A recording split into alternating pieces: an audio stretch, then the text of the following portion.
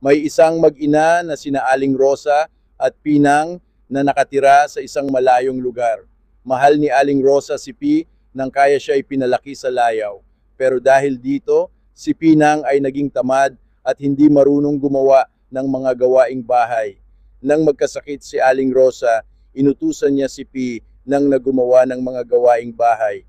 Pero dahil sa katigasan ng ulo ni Pi nang hindi siya magaling sa mga ito, at laging nagtatanong kung saan makikita ang mga gamit.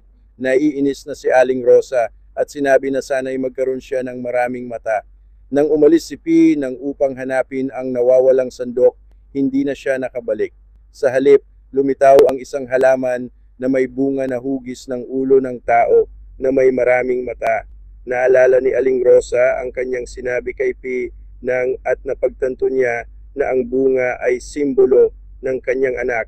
Tinawag niya itong Pinang na kalaunan ay naging Pinya.